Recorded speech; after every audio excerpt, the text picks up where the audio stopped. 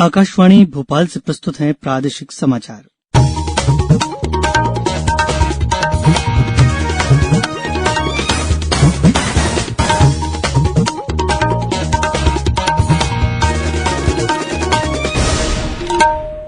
नमस्कार, समाचारों के साथ मैं रत्नेश सोनी। पहले मुख्य समाचार। मुख्यमंत्री शिवराज सिंह चौहान ने कोरोना से बचाव के लिए सजगता और सतर्कता पर जोर दिया है। प्रदेश में कोरोना संक्रमितों की संख्या 90,000 से अधिक हुई, 66,000 हो चुके हैं स्वस्थ। रक्षा मंत्री राजनाथ सिंह चीन के साथ सीमा विवाद पर आज लोकसभा में बयान देंगे और प्रदेश में उपचुनाव के लिए जिला निर्वाचन अधिकारियों का 2 दिवसीय प्रशिक्षण सत्र आज से। अब समाचार विस्तार से।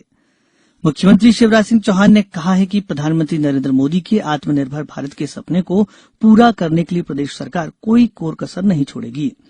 उन्होंने कल भिंड जिले में अमायन में विकास कार्यों के लोकार्पण और भूमि पूजन समारोह को संबोधित करते हुए कहा कि राज्य सरकार इस लक्ष्य की प्राप्ति में जुट गई है और अगले 3.5 साल में इस दिशा में कई कदम उठाए जाएंगे। उन्होंने कहा कि पूर्व मुख्यमंत्री उमा भारती के सहयोग से आत्मनिर्भर मध्यप्रदेश की योजना तैयार की जाएगी।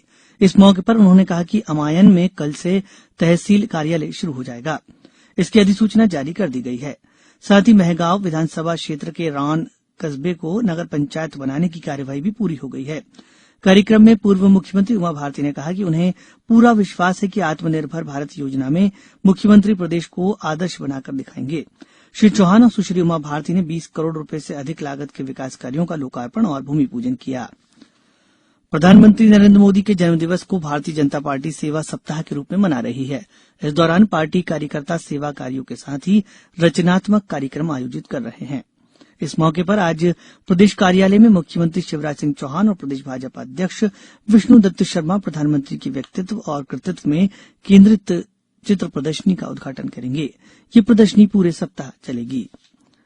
प्रदेश में इन दिनों हर दिन 20,000 से अधिक परीक्षण किए जा रहे हैं, जबकि कोरोना संक्रमण की जांच के लिए अब लगभग 17 लाख परीक्षण किए जा चुके हैं। वहीं सितंबर में मध्यप्रदेश में अब तक कोरोना वायरस के 26,765 नए मामले सामने आए हैं और 397 मरीजों की मृत्यु हुई है। पेश एक रिपोर्ट। मध्यप्रदेश में एक दिन में कोरोना संक्रमण के सर्वाधिक 2,483 मामले सामने आए हैं। कोविड-19 के रिकॉर्ड मामले सामने आने के कारण प्रदेश में संक्रमित मामलों की संख्या 90,730 तक पहुंच गई है। वहीं 29 और मरीजों की मृत्यु के साथ ही राज्य में मरने वालों की संख्या 1,791 हो गई है। मध्य प्रदेश के स्वास्थ्य बुलेटिन के अनुसार बीते 24 घंटों में 1,713 रोगियों को अस्पतालों से छुट्टी दी गई। इससे राज्य में स्वस्थ होने वाले लोगों की संख्या बढ़कर 67,711 हो गई है। मध्य प्रदेश में अब 7,020 एक्टिव कंटेनमेंट क्षेत्र हैं और 21,228 सक्रिय मामले हैं। राज्य में सबसे ज्यादा प्रभावित जिले इंदौर में कोविड-19 मामलों की संख्या 17,161 तक पहुंच गई है। वहीं राजधानी भोपाल में 13,431 मरीज हैं, जबकि ग्वालियर और जबलपुर में क्रमशः 7,825 और 6,441 मामले हैं। संजीव शर्मा, आकाशवाणी समाचार, भोपाल। उज्जैन में कल 31 नए मरीज मिले हैं। वहीं 19 लोग स्वस्थ होकर अपने घरों को लौट चुके हैं। प्रशासन ने संक्रमितों की बढ़ती संख्या को देखते हुए 100 बिस्तरों को कोविड केयर सेंटर बनाने का फैसला किया है, जिसमें हर एक बिस्तर पर ऑक्सीजन की सुविधा होगी। मंदसौर जिले में 46 कोरोना पॉजिटिव रिपोर्ट मिली है। जिले में अब सक्रिय मरीजों की संख्या 382 हो गई है। सागर में कोरोना के 60 नए मामले सामने आए हैं। वहीं 3 लोगों की मौत हो गई है। पन्ना में 24, झाबुआ में 16, रतलाम में 17, शिवपुरी में 32, मुरैना में 27, कटनी में 59 नए संक्रमित सामने आए हैं। प्रदेश में कोरोना से स्वस्थ होने की दर 75% हो गई है, लेकिन सक्रिय मामलों की संख्या बढ़ रही है। कोरोना की स्थिति की समीक्षा करते हुए मुख्यमंत्री शिवराज सिंह चौहान ने सजगता और सतर्कता पर जोर दिया है। उन्होंने कहा कि कोरोना संक्रमण के घातक स्वरूप को समझना और उससे डरना जरूरी है। तभी हर व्यक्ति बचाव के लिए जरूरी सावधानी का गंभीरता से पालन करेगा।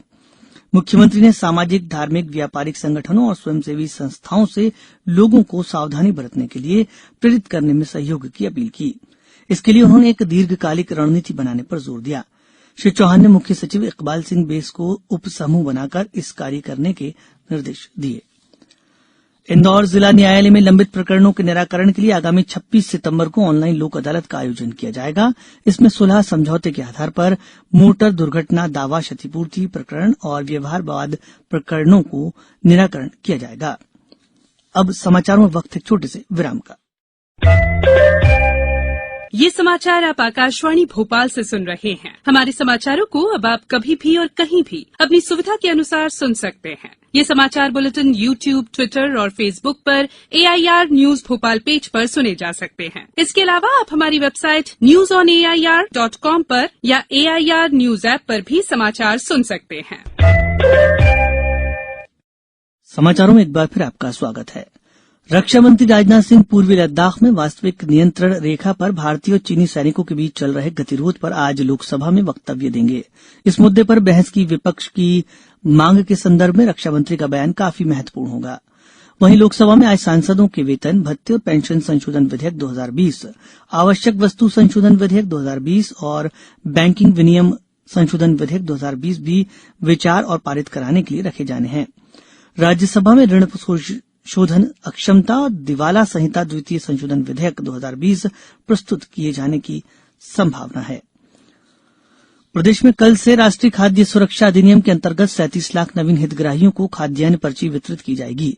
एक साथ 52 जिलों में मनाए जाने वाले इस अभियान का मुख्यमंत्री शिवराज सिंह चौहान भोपाल में हितग्राहियों को पर्ची और राशन किट वितरित कर शुभारंभ करेंगे। श्री चौहान हितग्राहियों से सीधा संवाद भी करेंगे। भोपाल में खाद्य और नागरिक आपूर्ति मंत्री बिसाहूलाल सिंह कार्यक्रम की अध्यक्षता करेंगे। राज्य विधानसभा की 27 रिक्त सीटों पर चुनाव आयोग द्वारा शीघ्र ही उपचुनाव की घोषणा संभावित है। इस सिलसिले में कोविड-19 के दिशा निर्देशों का पालन करते हुए चुनाव प्रक्रिया संपन्न कराने के संबंध में निर्वाचन आयोग के विशेषज्ञों द्वारा 18 जिलों के जिला निर्वाचन अधिकारियों को आज और कल 16 सितंबर को विभिन्न विषयों का प्रशिक्षण दिया जाएगा। इसके कोविड गाइडलाइन के अलावा आदर्श आचार संहिता और चुनाव खर्च की निगरानी के संबंध में जानकारी दी जाएगी। वहीं रिक्त सीटों वाले क्षेत्रों में भी सुरक्षा संबंधी समीक्षा की जा रही है। मंदसौर जिले में सुवासरा और आगरमालवा जिले में आगर विधानसभा क्षेत्र में चुनाव होने हैं। मंदसौर के जिला अधिकारियों ने कल सभी सीमावर्ती क्षेत्रों राजस्थान के झालावाड़ और आगरमालवा जिले के अधिकारियों के साथ संयुक्त बैठक की।